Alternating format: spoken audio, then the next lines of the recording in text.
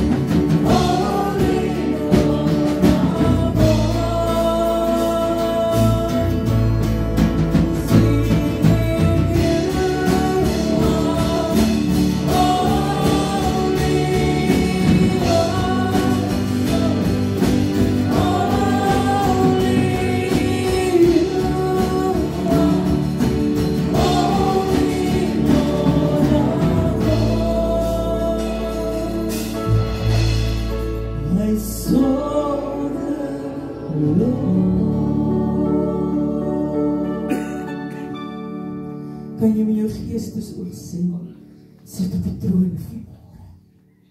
Halleluja. En jy weer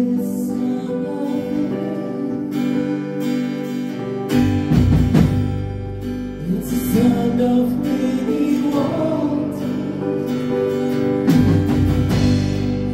It's the sound of worship from the throne.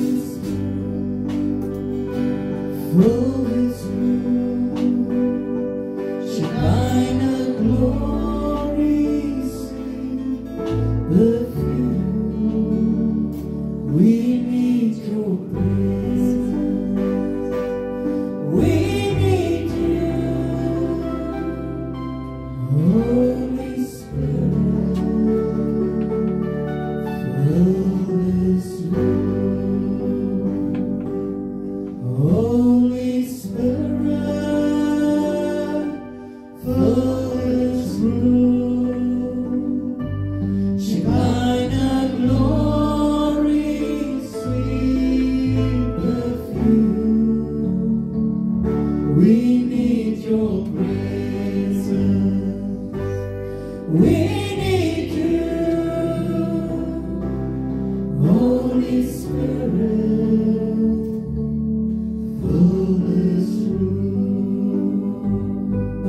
staan vanmorgen.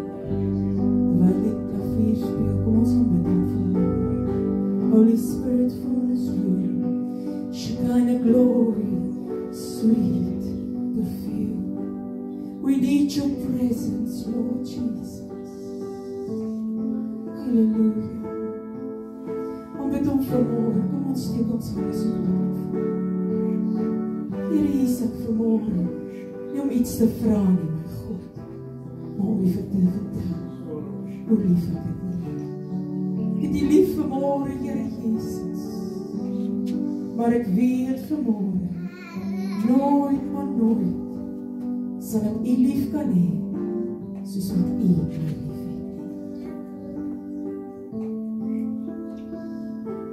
Yes, Lord Jesus. We thank you, Lord Jesus.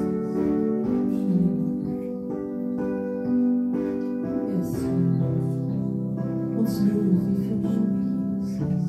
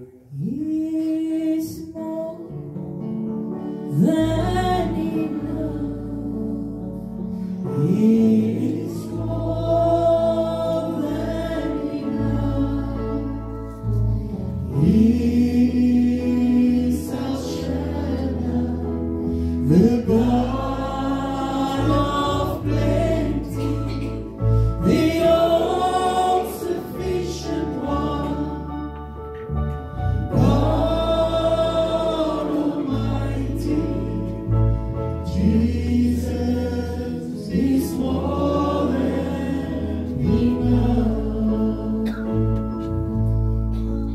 is more than enough. He is more than enough. He is El Shaddai, the God of plenty, the all-sufficient one, God Almighty. Jesus is more than enough. Afra die musiekinstrumente stil wees. He is more than enough. He is more than enough. He is El Shaddai, the God of plenty, the all-sufficient one, God Almighty. Jesus is more than enough. He is more than enough. He is more than enough. He is El Shaddai, the God of plenty, the all-sufficient one, God Almighty. Jesus is more than enough. He is more than enough. He is more than enough. He is El Shaddai, the God of plenty, the all-sufficient one, God Almighty. Jesus is more than enough. Here, U is more meer as net genoeg. U is alles. U is die begin. U is die rede. U is môre die asem wat in die mens woon. Wat ons met U vanmôre as seuns en dogters kom versoen. Here, U asem is oor die mens uitgeblaas. Die krag van die Heilige Gees het soos vuur in ons kom woon. Daarom kan ons vanmôre sê, omdat hy leef, sien ek nie net kans vanmôre nie, verlang ek na die dag vanmôre nie, wanneer hy ons kom haal, dat ons vir altyd by hom kan wees. Maar tot dan, Here, vra ons dat die vuur in ons sal brand, sodat die verlore gaande wêreld hier die liefde van U kan beleef, kan sien en die vrymakingskrag daarvan soos 'n rukwind sal beweeg deur elke siel wat soekend is. Dis my gebed vanmôre in Jesus Christus se kosbare naam. Die volk sê amen.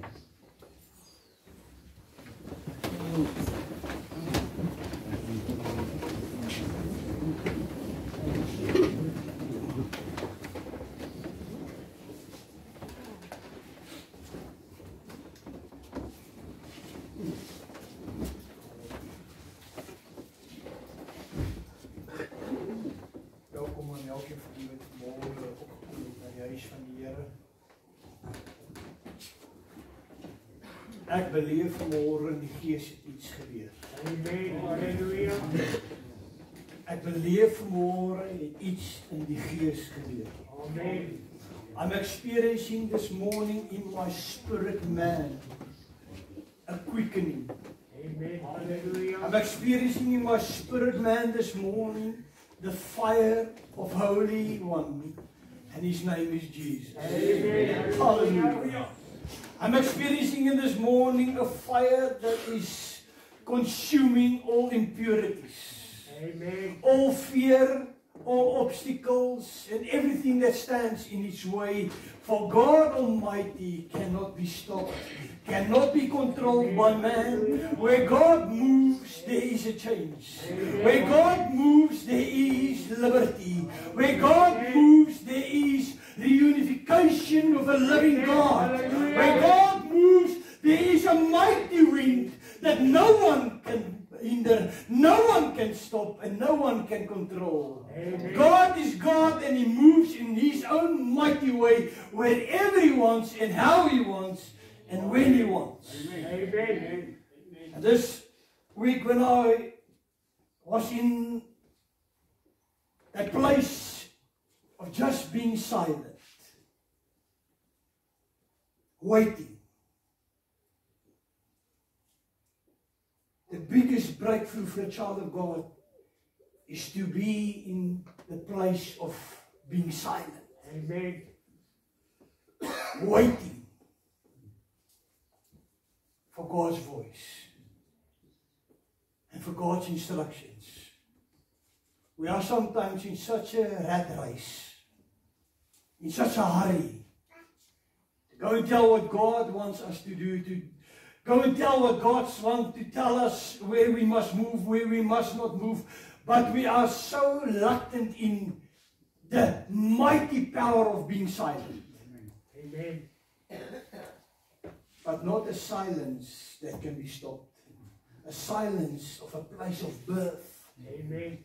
A place where God's mighty power are born in the heart of man, and when that fire is ignited on the heart from the Holy Spirit Himself, there's nothing that can stop it. Amen. Nothing can stop God when His fire starts moving. And in this week I received a message from God, and the message was clear: are you ready? But I want to be clear this morning. When I received this message in silence, the message spoke to me: are you ready? Yes. Amen. And while I was sitting in silence, listening, pondering on these words, are you ready? I said, God, how can I be ready if there's no fire that prepares me to be ready? Yes. Amen. How can I be ready in my own mind, in my own emotions, if there's no fire of God that are speaking with my desire to be on fire? Amen. Do you have a desire to be on fire? Amen. Do you really desire to have the power of God living inside of you, to be not retired, but to be refired? Amen. Let's give God the glory in this place. Amen. Hallelujah. Matthew 24 verse 27 says this: for as the lightning comes from the east and flashes to the west, so also will be the coming of the Son of Man. For as lightning comes from the east and flashes to the west. Let us pray in unity. Even those words that you read now was given by the Holy Spirit to me. Let's pray in unity. Amen. Father, as we stand in unity this morning with one desire, more of you. One desire, more of the Holy Spirit in your presence. One desire, your fire. One desire, to see the signs that will follow when your fire is burning in a place where there is unity, desiring your presence. Father, we desire for people to walk in, chained in, so many circumstances, but when they walk into this fire, the chains will be broken. Amen. Yes. When they walk into this fire, everything the enemy has built around them will be consumed in the holiness of God's presence. We desire this morning for every captive to be set free from the prison of their own mindset, of their own desires, but to be set free into the desire of God, the plan of God, the desired plan of God to set them free so that they can be called sons and daughters of the living God. Amen. Amen. There's two questions that I want you to pay attention this morning in this sermon. Two questions that are not just being asked in this place this morning, but all around the world. This question is being asked. And these two questions, we must know the answer. The first question, is there going to be a rapture, gathering on the clouds of Christ before the tribulation? It's a very, very, very important question to know the answer to. Is there going to be a rapture? A gathering of saints from all the corners of earth when the trumpet sounds, and they will be gathered. First, those that died, that passed away in Christ, but also those that are still alive when He appears on the clouds. Is there going to be a rapture and a gathering on the clouds before the tribulation? And the second question this morning, when will this rapture, gathering on the clouds of Christ be? When will this rapture, gathering on the clouds of Christ be? Are you ready? As the thunder flashes from the west to the east, God will gather His children, and we will be caught up and be with Him forever. Are you ready? First question, is there going to be a rapture, gathering on the clouds of Christ before the tribulation? Let's see what God's word says. 1 Thessalonians 4 verse 16 to 18 says the following.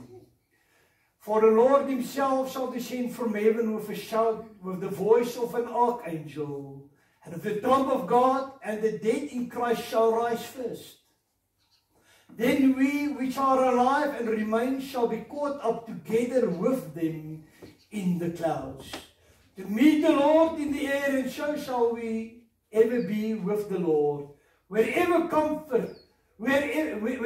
comfort one another with these words. Wherefore, in other words, let's continue to go forward. Amen. In comforting each other with these words. Yes, that Christ will appear with the shout of an archangel. When the last trumpet call will go out, amen, He will gather first of all those that died in Him from ages to be and until time to be. There were so many saints, so many people that went with fire, unashamed for a gospel of Jesus Christ, unashamed, never to be stopped by man-made rules, never to be stopped by man-made institutions, never be stopped by university teachings, never to be stopped by man's philosophies, but God's word is the fire that still burns through the ages, that still set captives free up to this day. And when that fire comes and lives inside of you, you will know that you will know that you will know you had an encounter with a loving God, and His fire will protect you.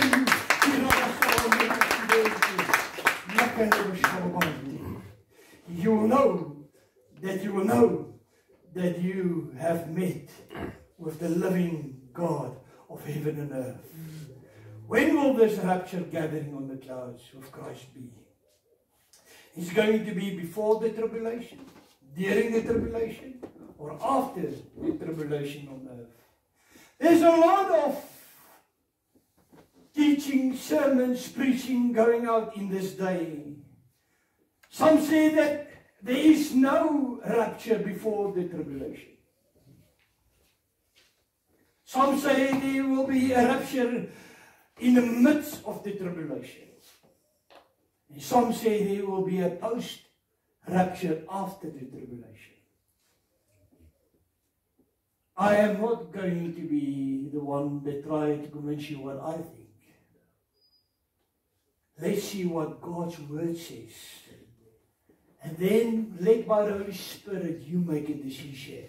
Is there a pre-rapture, mid-rapture, or a post-rapture? If there is a rapture at all.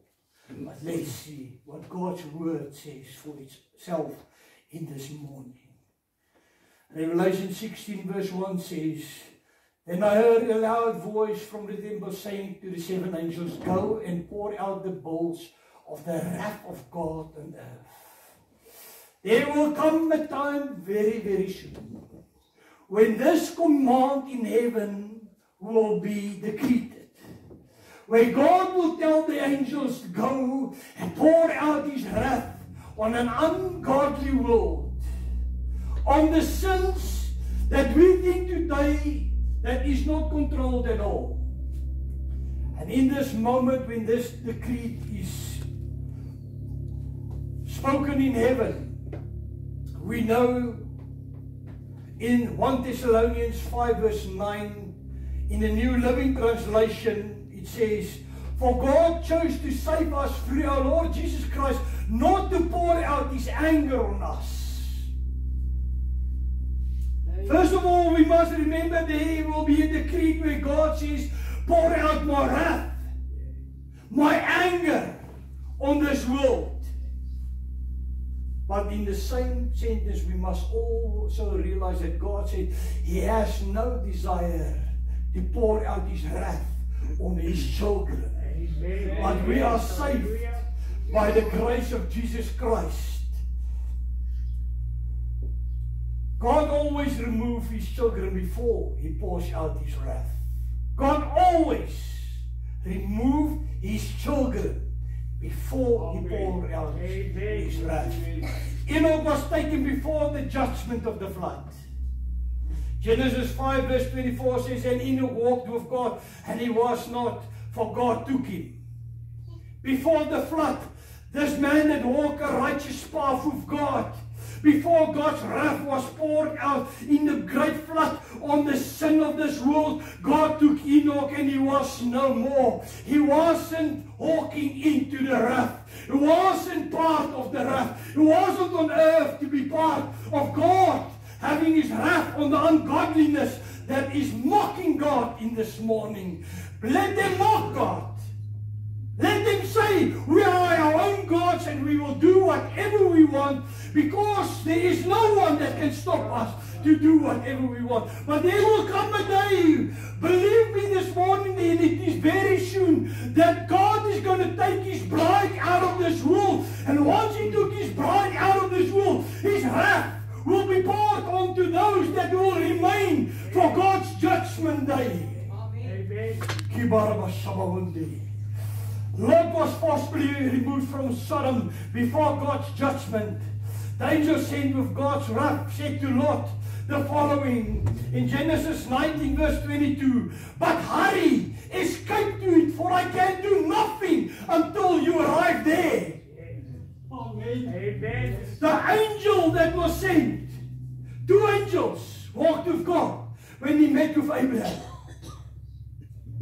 One went to Sodom, one angel went to Gomorrah. But the angel where Lot was in Sodom said to Lot, go out quickly. Go out quickly to the place, because I can do nothing while you are in this place. You must be removed. For God find mercy on your soul, Lot. Quickly go out and do not look back. For once you are out, God's wrath will be poured out onto this place.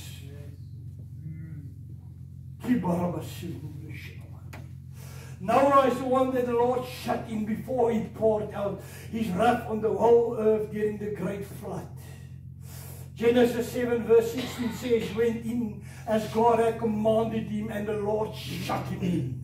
Amen. Amen. Hallelujah. Hallelujah. Before the great flood, before God destroyed the world for their sin with the great flood, before God poured out his wrath on this earth, he took Noah and his family into the ark. God took them in and he shut them in. And then he poured out his wrath. And all the cries, oh God, have mercy on my soul, I'm so sorry, for my sin was unheard, because the hour of wrath has started. Yes, at this moment they're making mocking of God. At this moment they are mocking him. At this moment they are following their own man-made rules. They're following their own laws. They are making themselves as if they are God. They make their own decisions against God's word, saying we don't care what God says. God is a God of mercy. I can do whatever I want and God will have mercy on my soul. God says, if you do not follow my word, if you do not the will of my Father, you are not part of me. And God's word is the final say in everybody's life. And if you do not follow the word of God, if the word of God is not your protection, if the word of God is not the fire that's purifying you in this world, you can mock God. Go ahead, mock God. Because we live in a time, in an age, like in Noah's time, when Noah was preaching for 120 years, repent, God is coming with his wrath. And in a moment when he starts pouring out his wrath, it will be too late. He's sorry, my God. Sorry, I've repented. I'm repenting now. Please have mercy. There is a time to come to repentance. There's a time to be purified. There's a time to meet the fire of God. But there's a time when it's cut off.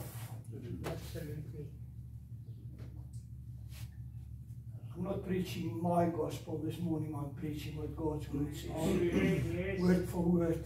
For the bride of Jesus Christ is also not destined for wrath. 1 Thessalonians 5 verse 9 says, for God did not appoint us to suffer wrath, but to receive salvation through our Lord Jesus Christ. God didn't destine you to be going into the tribulation. There is no place where the wrath of God will meet the bride, as if the bride needs to be punished, as if the bride needs to be purified. The wrath of God is not a place of purification. The place of wrath is a place of destruction. It's a place of punishment. It's a place where God has cut off his place of mercy. And then what follows is wrath. There is a time, and the time is now, of purification. There's a time, it's now, where you will have to make a decision. Am I going to serve God into this dark cloud that is hovering over this world? We are not sure what the day of tomorrow holds for us. There's a time to say, now, I'm not going to stand. Like I'm shuddering in my shoes. I'm not going to turn around and say, God has forgotten about it. I'm just going to back into the world. I'm going to be part of it. This is the hour of purification. This is the hour of making decisions. This is the hour. Am I going to go through that dark cloud? It doesn't matter what the world says. It doesn't matter what the world says is right. It doesn't matter what the world proclaims is gospel. I am clinging to the gospel of Jesus Christ, because Galatians 1 is the word I'm clinging to. God's word says, I am astonished how you move so quickly and following a different gospel than the gospel of Jesus Christ, when there is no other gospel. Amen. He says, if man brings you a different gospel than the gospel of Jesus Christ, let him be cursed. Amen. Even if an angel comes out of heaven and bring you a different gospel than the gospel of Jesus Christ, let him be cursed. I'm telling you, anything that is in contradiction of God's word is already cursed. Amen. It's already waiting and being set apart for the wrath of God that's going to be poured out. Revelation 3 verse 10 says, because you have kept my command to persevere. How also will keep you from the hour of trial which shall come upon those, the whole world, to test those who dwell on the earth. Because you kept my commands. Amen. Because you kept my word. Amen. I will save you from this hour that's coming into the whole world. To test them. Not to test my bride, but to test them. Are you ready? Are you really ready? Is there going to be a rapture gathering on the clouds of Christ before the tribulation? That's the next week. So there is definitely going to be a rapture. Definitely God's going to take his bride away from this earth. But is it going to be before the tribulation? What does the word of God say? When will this rapture gathering on the clouds of Christ be? Is it going to be before the tribulation, during the tribulation, or after the tribulation on earth? It is definitely going to be before the tribulation. Are you ready? Let's look what God says to confirm what I've just proclaimed. Philippians 2 verse 16 says, holding fast the word of life, so that I may rejoice in the day of Christ, that I have not run in vain or labored in vain. Holding fast unto the word of God that I proclaim, that I haven't labored in vain. We're living in times where there's so many questions daily being asked to pastors, that sometimes you feel, God, everybody's asking me questions. There's just so many questions. There's so many questions. So many arguments. Daily new questions, daily new arguments are born that are thrown at pastors. What do you say about this? What do you say about that? I've learned one thing. Not to get involved in arguments. Amen. I do not argue if you're right in your choice, if you're wrong in your choice. I do not condemn, I do not judge anyone for their choices. All I do is I am battling to get through to the day of salvation myself, clinging onto that old rugged cross of everything in me.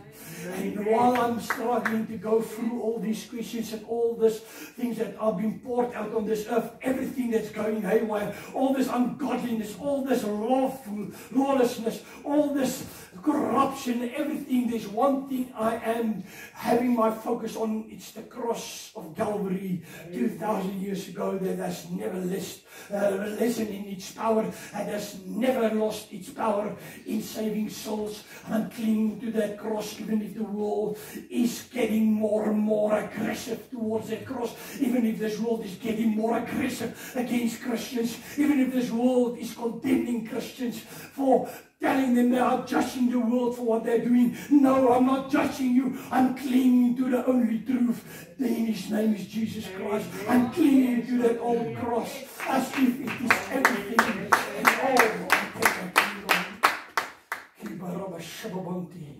Matthew 24 verse 36 to 37 says, but of that day and hour no one knows, not even the angels of heaven, but my Father only. But as the days of Noah were, so also will be the coming of man be. Just as in Noah's day, before God poured out his wrath on the sin of this world, he took Noah into that ark, into that place of protection, and sealed it behind him. Just like in Noah's days, the ungodliness of this world will multiply to the extent that even they will say, God has no say over us, has no power over us. We will do whatever we want. We will mock him and nothing will stop us. And then suddenly, in an hour no one expects. In an hour no one expects.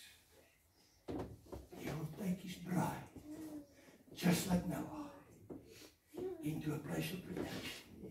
And he will shut it. And then his wrath will start. His wrath will start. Are you ready? Are you ready? Matthew 24 verse 44 says, Therefore, you also be ready, for the Son of Man is coming at an hour you do not expect. Again, God says, be ready. Be ready. Do not go out in the morning and test the prophecies. How many prophecies are being fulfilled? How many still left open to be fulfilled? Oh, you know, there's still 5% prophecy that needs to be fulfilled. I can still live my life and read the prophecies and look at the prophecies. And when the last prophecy is in fulfillment, now I will go and I will cling to the cross. God can fulfill the last prophecies in 5 minutes. Even if there's 5% left to be fulfilled, God can fill that prophecies while we are sitting here. We are not even aware what's going on out there. He can fulfill the last 5. And suddenly, in the hour no one expects, He's going to come and take His bride and seal it to be with Him forever. And then His wrath will start. I don't care if the world says we don't like this type of gospel you're preaching. I don't care if the world approves what I'm saying this morning. I have one desire, to preach the gospel of Jesus Christ and not to have a curse on my life. Am I judging you for what you decide to do? No. You know why I don't judge anyone in this world? For I myself am a sinner saved by grace. Amen. If I was saved by grace from my sin I've done against Jesus Christ, who am I to judge you for your sins? Who am I to judge anyone for what they're doing this morning? I'm not here to judge. I'm here to warn. God's word is about to come into fulfillment. The mercy seat is about to be vacant. For the one that's sitting on the mercy seat has left it to go and fetch his bride. I'm here to warn even myself. If you think you've put in everything to follow Christ yesterday, you must do more today.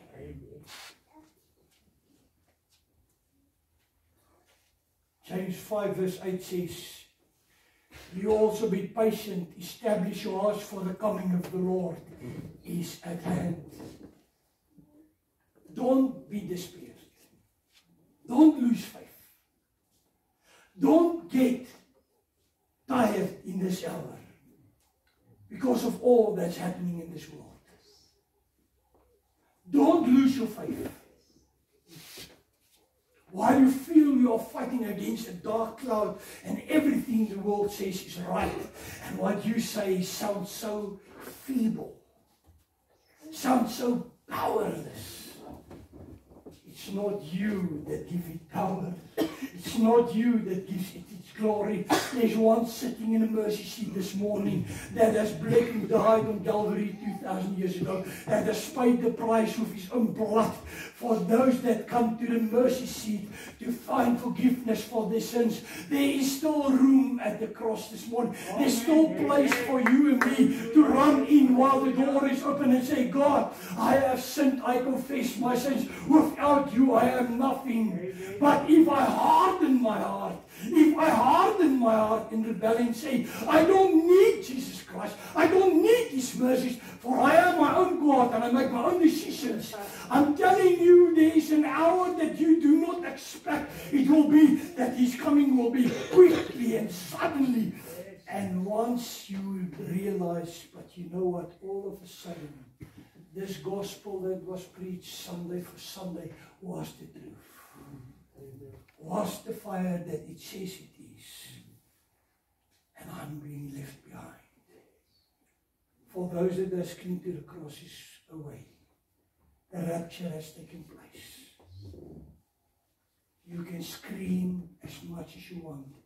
For that day when God shut the ark and it started raining, and the sinners realized Noah was not telling stories about a world flood that's going to destroy everything. They start hammering onto that ark. Please, Noah, open the door. We now know that you're talking the truth. We know now that that gospel you've been preaching for 120 years, for us to repent, is the truth. We can see the wrath is being poured out. Please, Noah, open this ark. We want to go in. We are now sorry for our sins. We could not open it because God shut the door. How can you help someone if you've been taken away by His power on top of the clouds? How can you reach out to take another person's hand? You are too small to reach that far. Once you have Christ, 2 Timothy 4 verse 1 to 2 says, I charge you therefore before God and the Lord Jesus Christ, who will judge the living and the dead at His appearing and His kingdom. Preach the word, be ready in season and out of season. Convince, rebuke, exhort with all long suffering and teaching. God says you must never stop to preach this gospel. In time, out of time, in season, out of season. I command you, you are not allowed to decide what to preach and when to preach and when can I hear it and when will I hear it and when will I accept it and when will I rebuke it. You just do what I call you to do, because even as I stand here this morning preaching this gospel, there is an accountability day when I have to stand before God and give account. Why did I preach what I wanted them to hear and not what God told me to preach? Yes, amen. And you think I sound on fire this morning preaching this gospel? Can I confess something this morning? I'm shuddering while I'm preaching this gospel. You know why I'm shuddering? I'm also under the same measurement. If I preach this gospel this morning and I go out by that door and I do whatever I want and I rebuke everything that's holy and I do what is not the word of God, even me that preached this gospel this morning will not be part of the gathering on the clouds. Amen. We must go and we must do what God's word says. God says, doers of the word will be saved, not talkers about the word. You must be a doer. Yes, amen. You can't just say, I believe in Jesus Christ. He died for me 3,000 years on the cross, and you still stay in sin. You still mock God every day by being in rebellion against God's word, by doing whatever you want. I'm telling you, even if you confess that Jesus died for you on the cross, and you do not start doing the plan of salvation, by being purified daily, by breaking with sin, by breaking with rebellion from God, and return to God with all of your heart, and be ready in an hour that you do not expect, you will know that Jesus died on the cross, but you will be left behind saying, if only my oil was filled up. I was like a virgin. I knew Jesus is the life. He is the reason, but I was a foolish virgin. Amen. Therefore there is a gospel out of Jesus now. There are 10 virgins. 5 wise virgins and 5 foolish virgins. A virgin is someone that's already been purified and already acknowledged that Jesus died on the cross. Already saying that He's my Savior. But that you keep your faith on fire. Amen. Amen. That you keep your faith on fire until the hour that you did not know, and He come and He finds you ready. Are you ready? That's the question of the sermon this morning. Amen. Are you ready? Yes. Am I ready? Are we ready? It's not a condemnation, it's a question. Yes. And only you and only I can answer that question for ourselves this morning. Let us conclude in prayer. Father, I know this is not the type of sermons people want to hear in this hour. The world finds itself. The world has made a decision. We want to hear a gospel that's pleasing on our ears. We don't want to hear the fire. We don't want to hear that Jesus is coming and I must be ready. I want to live my life my way. Not Jesus' way. Not God's word's way. But Father, as truly as I'm standing this morning and praying this word, I'm praying for my own soul. Please, Lord, keep us steadfast. keep us to the place of not turning our hearts and being hardened in our heart. Please let the your light shine through that cracks into our hearts, the saving grace of Jesus still saving souls this morning. Thank you, Lord. I'm going to conclude this sermon with this Revelation 5 verse 1 to 2. 1 and 2. The Lamb takes the scroll. There's a day, and it's going to be soon, when Jesus Christ is going to take the scroll. And I want to bring you into the picture what's in that scroll. That scroll is sealed with 7 seals. And no one is found on earth or in heaven to break that seals except the one that paid the price of his blood. Amen. Yes, He alone is worthy to take the scroll and break the seals. But it is few people that know what is inside the scroll. We always talk about he is only worthy to take the scroll and break the seals. But now this morning I want to take you to the place when that scroll is opened, what's inside of the scroll. And I saw in the right hand of him who sits on the throne a scroll written inside, and on the back sealed with 7 seals. And I saw a strong angel proclaiming with a loud voice, who is worthy to open the scroll and to loose its seals? Verse 8 and 9 says, now when he had taken the scroll, there was only one, and that was Jesus Christ. You can go and read the whole chapter. Chapter 5 is an awesome revelation of what is to come. Now when he had taken the scroll, the 4 living creatures and the 24 elders fell down before the Lamb, each having a harp and a golden bowls full of incense, which are the prayers of the saints, and they sang a new song, saying, you are worthy to take the scroll and to open its seals, for you were slain and have redeemed us to God by your blood. Out of every tribe and tongue and people and nation, have made us kings and priests to our God, and we shall reign on the earth. That is the moment the rapture took place, and now we are in heaven. We are at the feast of the bridegroom. And now when we stand there, he stand up and he breaks the seals, and we, the saints, will sing a new song. You have made us kings and priests to go and rule with you on earth. There's a time when the bride will come back with Christ to this world. Are you ready?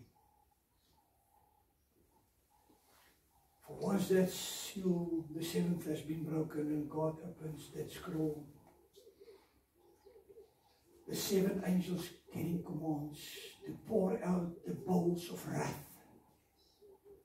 God's wrath on the earth. 7 scales of his wrath will be poured out on this earth. By that time, the bride is in heaven, for God never pours out his wrath before he doesn't take away his bride. The question this morning is, when the 7th seal is broken, where will you be? Amen. In heaven or still on earth?